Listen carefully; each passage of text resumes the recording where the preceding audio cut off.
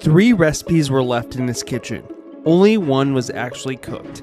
Every clue you'll see was real, tools, scraps, notes, but most people miss the detail that actually matters.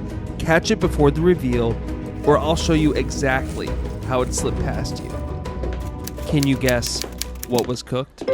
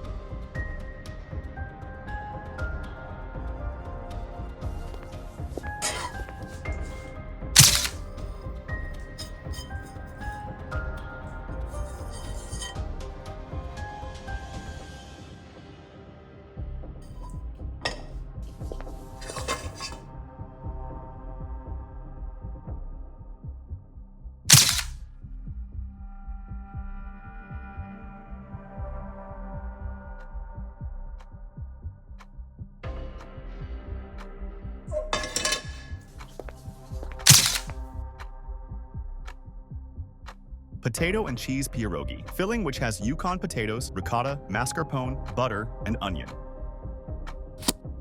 Mushroom ricotta, filling which has cremini mushrooms, ricotta, mascarpone, shallots, butter, and garlic.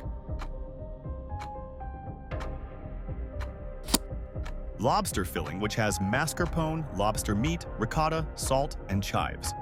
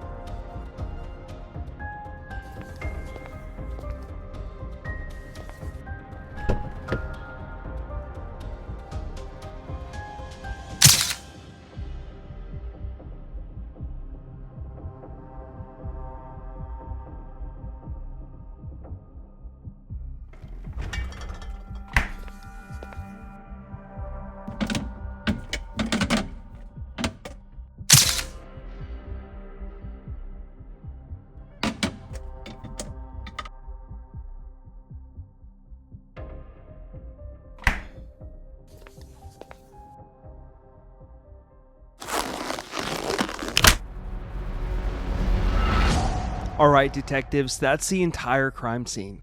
No more witnesses, no more evidence, but somewhere in this kitchen, a dish was committed. So before I file the report, I need your theory. So put your guess in the comments. What was cooked? And I don't want motives, I want facts. And if your answer starts with I feel like, the department is not going to accept it. So I'm going to give you about 10 seconds before I read the evidence back to you. And after that, the case becomes closed. If 10 seconds isn't long enough, you're never going to get it. So just cheat and check the comments for the correct answer.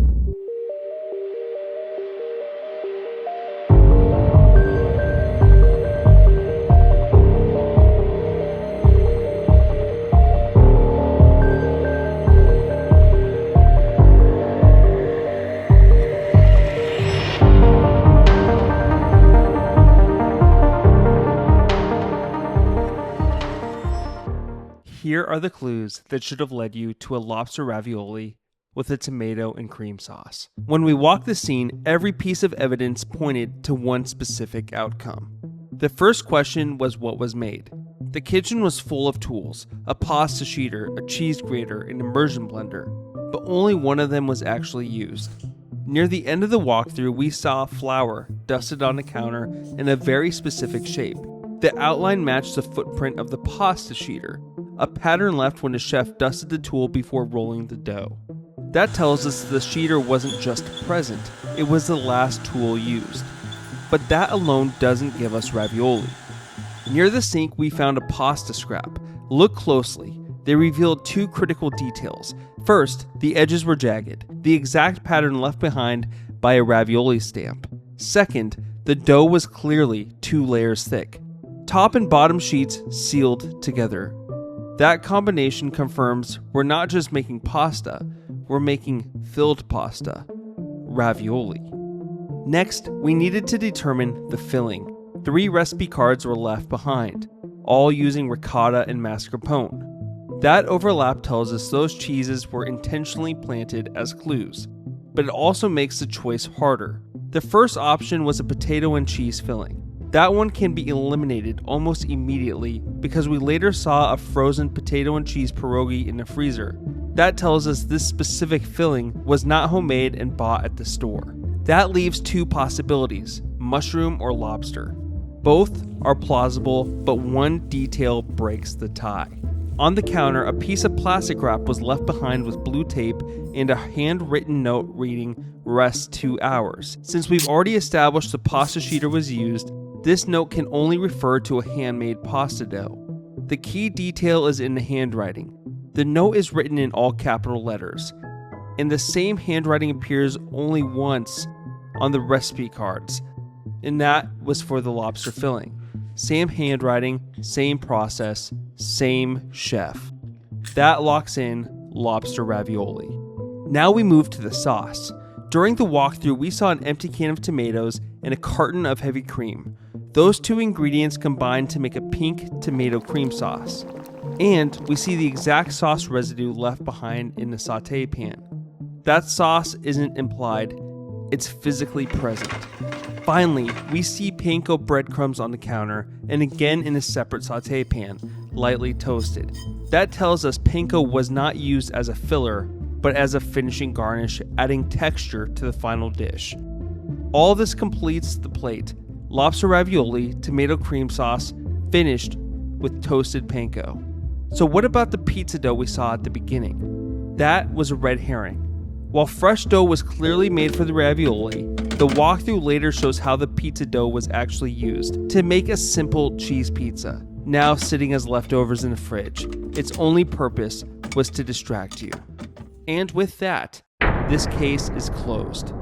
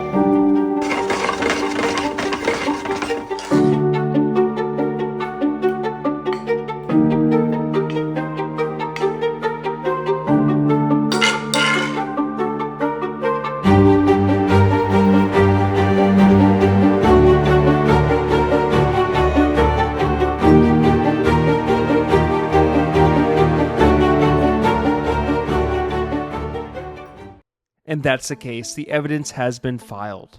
So if you enjoyed this investigation, you should probably subscribe. Not because I need it, but because the department keeps opening cases.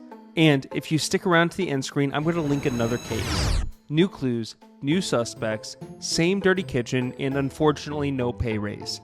So until that button pops up, don't touch anything. I'll see you in the next crime scene.